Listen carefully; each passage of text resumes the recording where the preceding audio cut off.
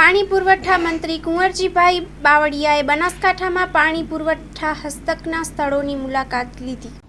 બનાસકાંઠા જિલ્લાના સામલા વડાણા કે જે ભાભર ને દિયોદર ને વિસ્તારને પીવાનું પાણી પૂરું પાડે છે એવા મીઠા ખાતેના સમ જે અમે આ વિસ્તારના સન્માનની ધારાસભ્ય અને પૂર્વ મંત્રી કેશાજીભાઈ, અમારા રસિકજીના આ વિસ્તારના સૌ આગેવાનોની અને અમારા પાણી પુરવઠા અને સિંચાઈ વિભાગના અધિકારીઓની હાજરીમાં આ પીવાના પાણીની સંપની મુલાકાત લીધી।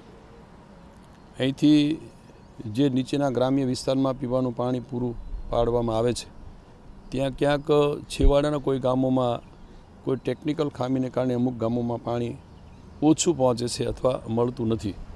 એમાં કઈ રીતે આપી શકાય એ અમારા અધિકારીઓ સાથે ચર્ચા કરી અને બે મોટા ગામો દિયોદર અને ભાભર એ બંનેમાં પણ જ્યાં નગરપાલિકા છે ત્યાં નગરપાલિકામાં પણ વસ્તીને ધ્યાનમાં રાખીને પાણી અપાય અને એમાં કોઈ પ્રોબ્લેમ હોય તો શું થઈ શકે એની સાથે જે એનો ઓજી વિસ્તાર છે ઓજી વિસ્તારમાં પણ પાણી ન પહોંચતું હોય તો એના માટે શું થઈ શકે એ અહીંના સ્થાનિક આગેવાનો એમની રજૂઆત વાત સાંભળી આગામી દિવસમાં રાજ્ય સરકારે જે રીતે ભૂતકાળમાં યોજના બનેલી હોય અને એમાં કંઈક સુધારણાના કામો કરવાના હોય, અગાઉની 70 LPCDની યોજના બનેલી હતી, વ્યક્તિ દીઠ 70 લીટર પાણી આપવું, એને સુધારણાના કામોમાં લઈ એને વ્યક્તિ દીઠ 100 લીટર કે પાણી કઈ રીતે આપી શકાય એના માટેના કામો ચાલી રહ્યા છે।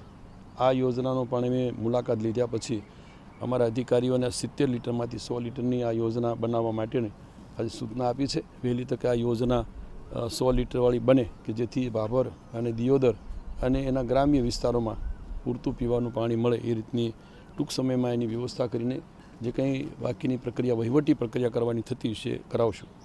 હું આજે આ વિસ્તારના સિંચાઈને લગતા અને પીવાના પાણીને લગતા અને અમારા અન્ન નાગરિક પુરવઠાને લગતી જુદા જુદા વિભાગોની અને મુલાકાત લેવાનો છું।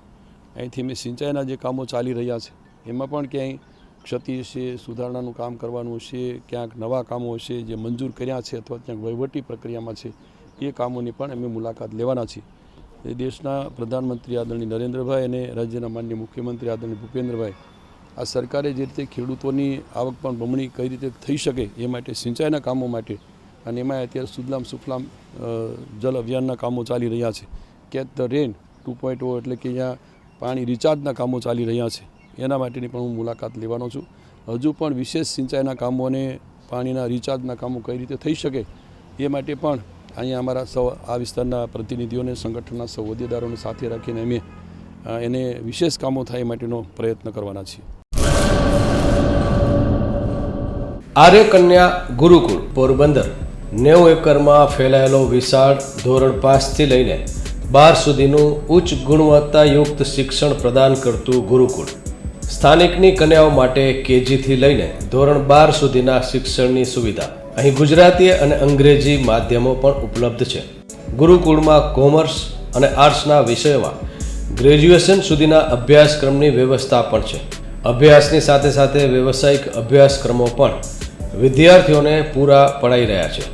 અભ્યાસની સાથે દરેક પ્રકારના ખેલમાં વિદ્યાર્થીઓને કોચિંગ પૂરું પાડવામાં આવી રહ્યું છે।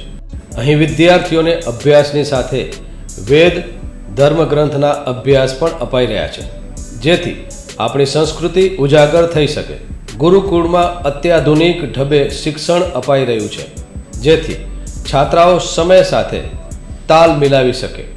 અભ્યાસની સાથે સાથે સારા સંસ્કારોનું સિંચન કરવું તે ગુરુકુળની વિશિષ્ટતા છે, પરંપરા છે। આર્ય કન્યા ગુરુકુળ પોરબંદરમાં આપની દીકરીઓના એડમિશન માટે આજે જ સંપર્ક કરો 8258 030 33 8258 040 44 4।